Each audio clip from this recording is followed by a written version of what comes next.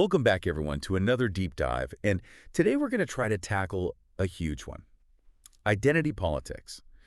It's a concept, I think it's fair to say, that's as relevant as it is philosophically complex. Oh, absolutely. We could spend a whole deep dive just trying to define it. Yeah. But broadly speaking, think about it as political activity and theorizing that really comes out of these shared experiences of injustice among members of, certain social groups. Right. We often hear it in the context of challenging, dominant narratives, pushing for self-determination. Yeah.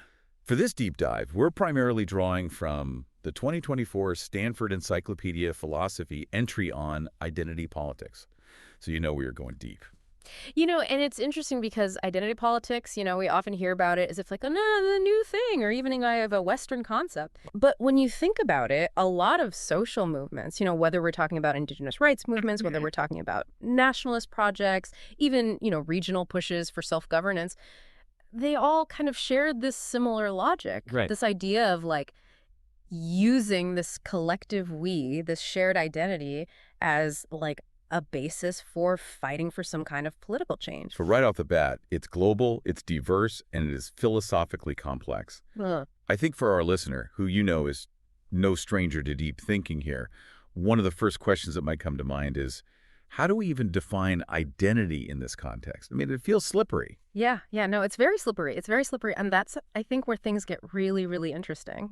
Yeah. The encyclopedia kind of highlights this like almost tension, right, at the core of identity politics. So on the one hand, it's like this aim to like secure freedom, right, for marginalized groups. But it does so by like leaning on these categories, right, of like race, gender, sexuality, class. But it's like, wait a minute. Those categories themselves, like, aren't those often the source of the oppression in the first place? It's like using the master's tools to dismantle the master's house, right? Exactly.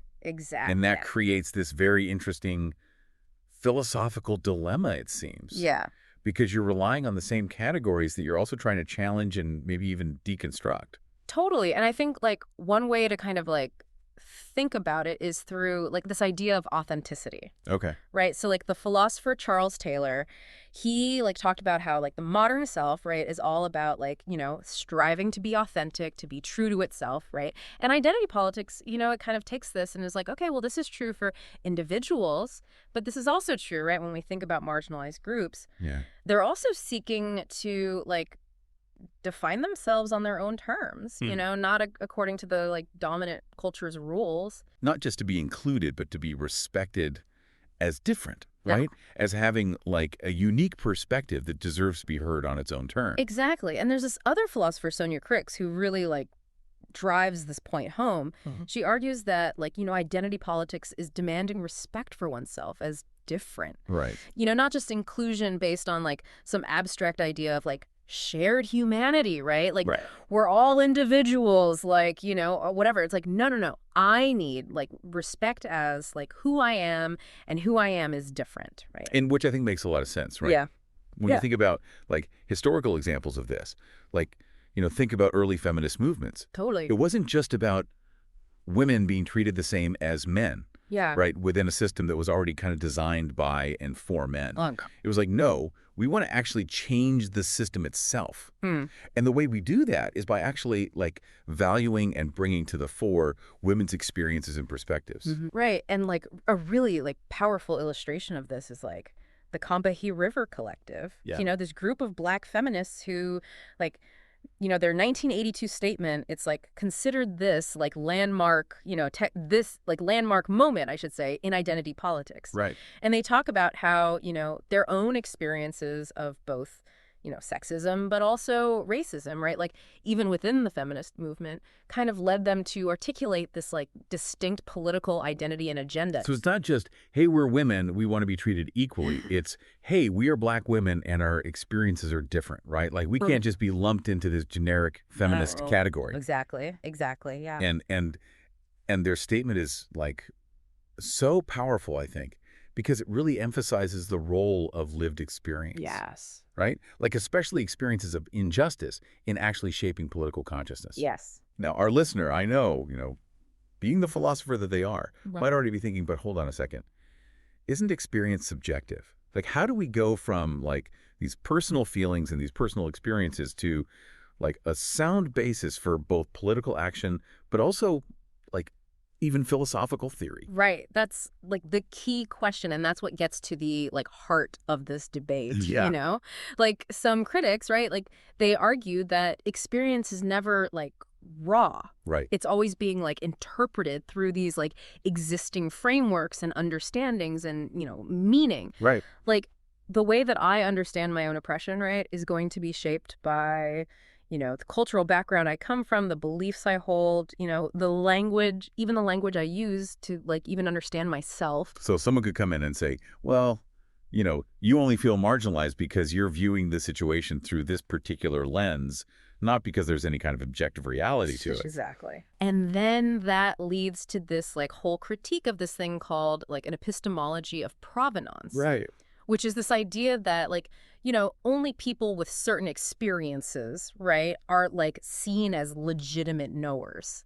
Right. Right. And it's like, well, then who gets to decide whose experience is valid, whose experience is not? And so it kind of becomes the slippery slope, right? Totally. It's like, where does it end, right? Yeah. If we go down that path. Yeah. But I'm guessing, right, that there are counter arguments to this. Right? Absolutely. Yeah. Absolutely. You know, I think like there have been attempts, I think, by like, you know, certain philosophers to try to like ground experience in a more like, you know, firmer foundation, if you will. Right. You know, like we can think about someone like Linda Martin Alcoff, you know, who draws on phenomenology Yeah. to try to really like, you know, emphasize the like the direct, you know, almost like bodily visceral experience of oppression Yeah. before it gets like filtered through all these like intellectual theories. Right. So it's like, even if the interpretation, you know, comes later, that initial feeling, right, of pain, of being excluded, that's real, right? And you can't just dismiss that. Right, exactly.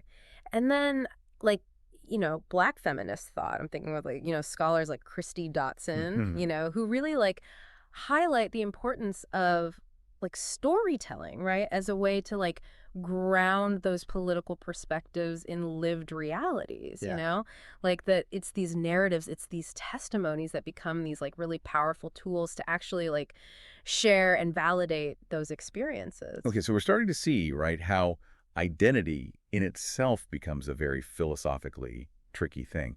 But then we have this other layer, right, this other layer of complexity that we also have to think about, which is this idea of intersectionality. Yes. Intersectionality is so crucial, right? Like it reminds us that identities are interconnected. Yeah. You know, it's like you can't just like isolate one axis like race or gender. Like they all kind of overlap and influence each other. Right. So just for our listener, you know, I'm sure they're very familiar with the concept, but, you know, we're not just talking about like abstract categories here. Yeah, right. We're talking about like how this actually plays out in lived realities, right? Right. So, like, you know, for instance, like a Black working class woman is going to experience sexism, right? In a very different way than, say, like, you know, a wealthy white woman. Exactly. Right. Exactly. And this is where like single axis identity politics, you know, can sometimes run into problems, right?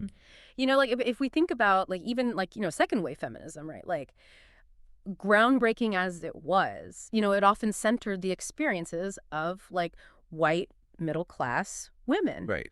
Right. That's and so overlooking the like specific challenges and like struggles faced by, you know, women of color, working class women, queer women. Which, you know, reminds me of like Gloria Anzaldúa and her work, right? Where she talks about this, like this mestiza identity, this kind of blend of being Chicana, American, raised poor, a lesbian, a feminist. And it's like, it really highlights how any kind of simplistic notion of like a singular unified identity really just kind of falls apart, right, when we actually look at lived experience. It does. And don't forget, like, even, like, the critiques that, like, you know, feminists in the global South have made, right? The challenging, like, you know, those universalizing tendencies of some, you know, Northern feminist claims. Right. Being like, hey, wait a minute. Like, to assume that there's this shared women's experience across all these vastly different contexts, like, that can actually end up perpetuating inequalities. Right. Right. So there's that as well. So it's like intersectionality is really forcing us to think about these nuances, right, and these complexities within any given identity group. It's not about erasing difference, but understanding how all these different forms of oppression can actually interact and reinforce each other. Precisely. So we have that. And then I think, like, you know, that leads us to another kind of like even bigger question, which is like, okay, So if these categories, Yeah. right, these categories of race, of gender, all these things that we've been talking about, Yeah. if they're themselves socially constructed, Yeah. right, like how stable are the identities that are built upon them? Yeah. Right?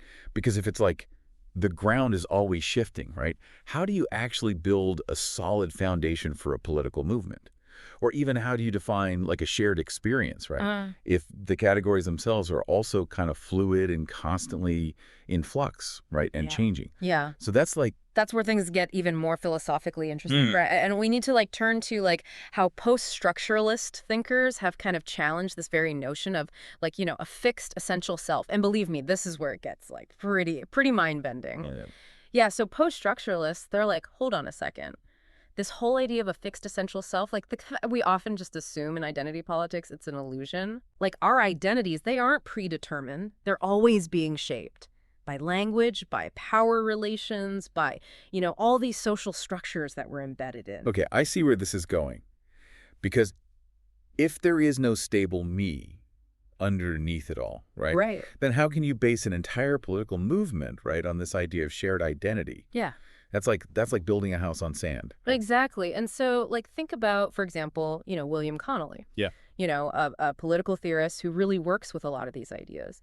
He says identities are actually defined as much by what they exclude as by what they include. Okay. Right? So you're constantly like drawing these boundaries, right? Saying like, we're this, not that.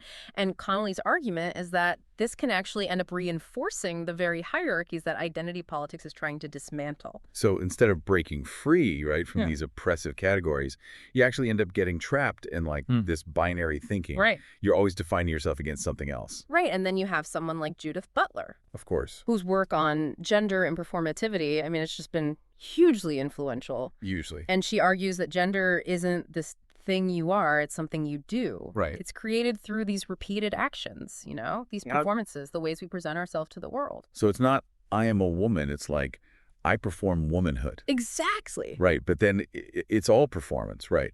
Does that undermine the idea that there are real lived experiences of oppression? Right.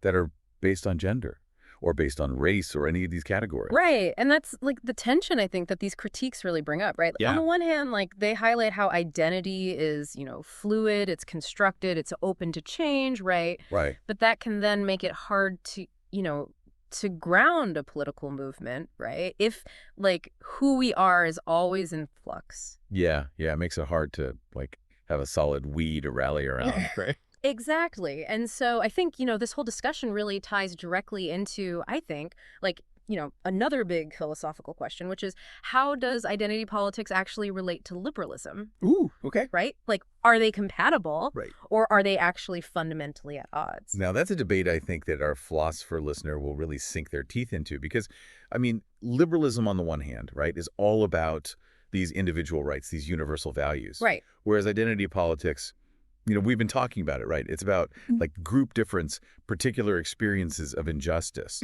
And those seem like they could clash, those two things. Yeah, they absolutely can. And you have, critics of identity politics who argue that it's actually like a threat to liberalism. Yeah. They say that it's, divisive, right? It pits groups against each other instead of, promoting some kind of like common good. Right. And they say it can actually lead to this focus on symbolic recognition rather than like actually addressing material inequalities. So it becomes more about like feeling seen than it does about actually changing like the systems that are creating inequality in the first place. That's one way to put it. Yeah. Like if we think about someone like Francis Fukuyama, he argues that identity politics, whether it's on the left or the right, it's distracting from economic issues. Right. And it's just fueling tribalism. Okay. And he sees it as like eroding like social cohesion. Oh, yeah. That sense of like shared citizenship that like liberal democracies rely on.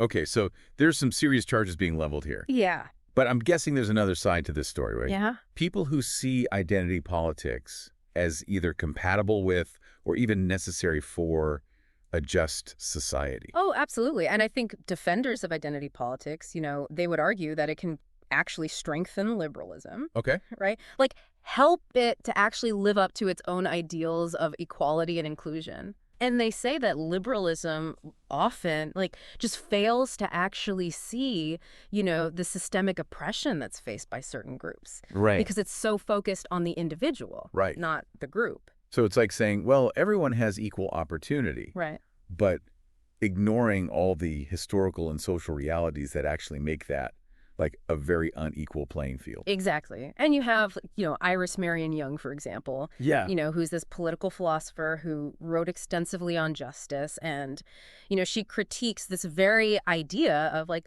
the neutral liberal citizen. She's like, Right. that assumed neutrality often masks existing power imbalances, Like it's implicitly white male privilege. It's like saying we're all equal under the law, Right.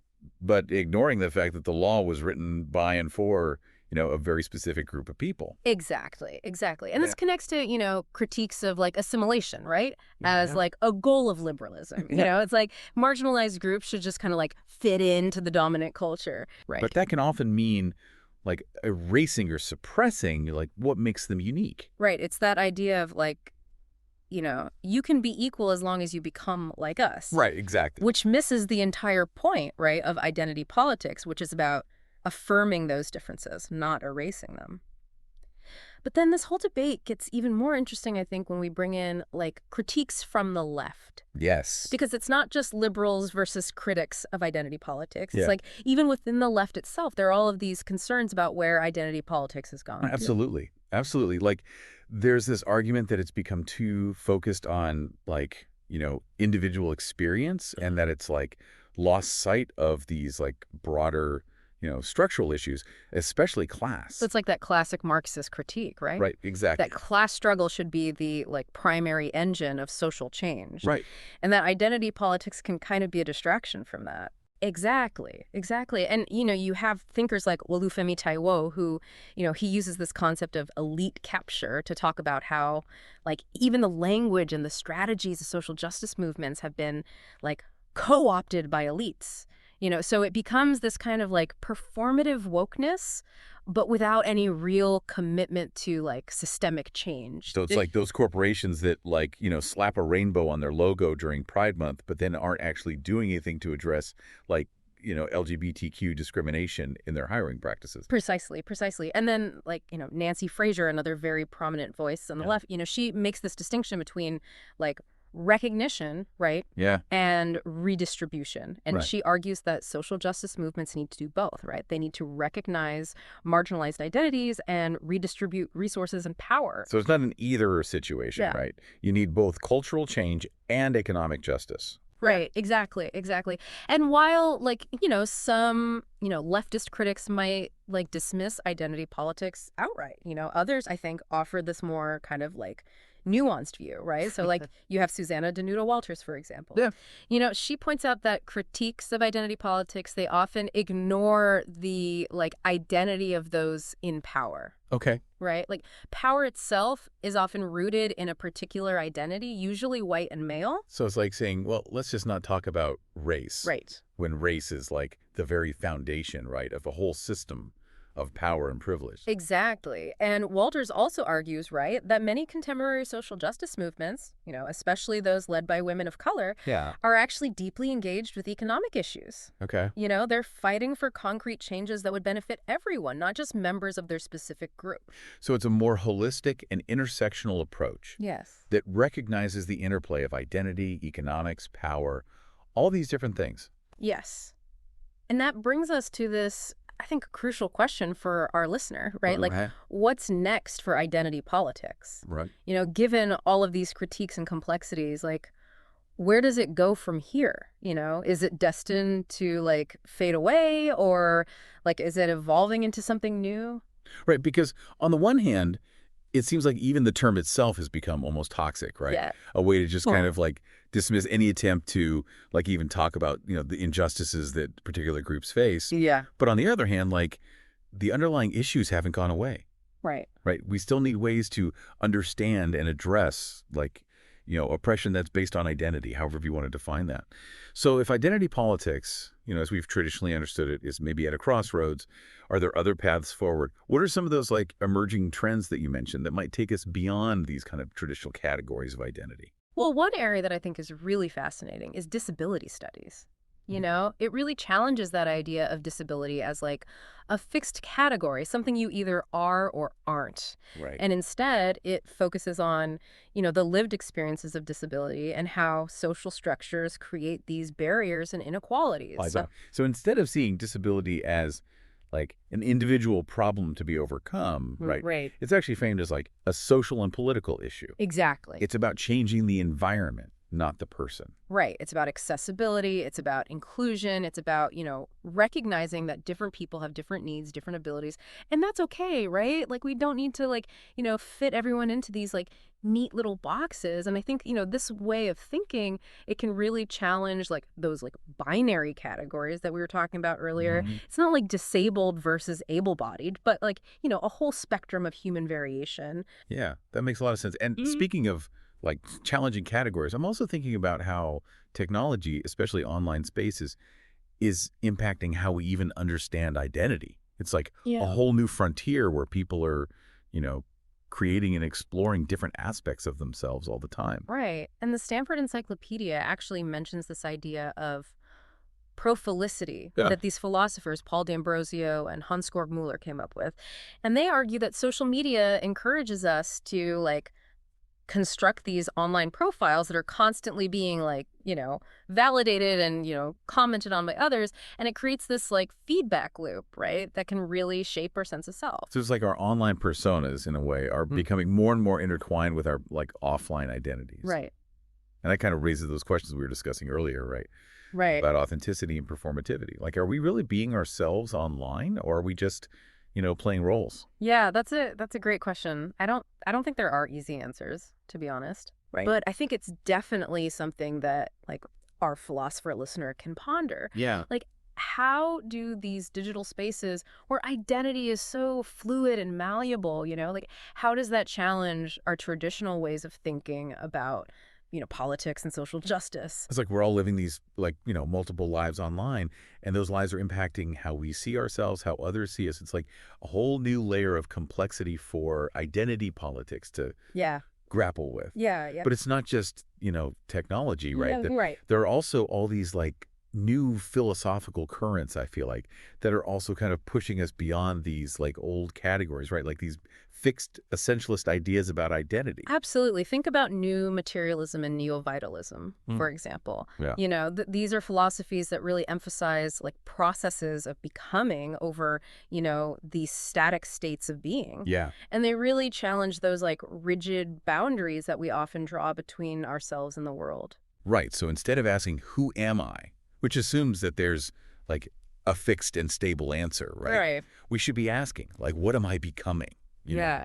It's a more dynamic, a more fluid way of understanding ourselves. Exactly. And these philosophies, they also often critique, like, that human-centeredness that we see in a lot of, like, traditional Western thought. Right. They kind of blur the lines between, like, humans and other animals, between the living and the non-living, even between, like, subjects and objects. So it's a much more expansive and interconnected view of the world where, like, identity is constantly kind of shifting and evolving in relation to, like, everything around us. Right. Which makes me wonder, like, if we start to let go of these rigid categories, these fixed identities, does that mean we also let go of identity politics altogether? Yeah.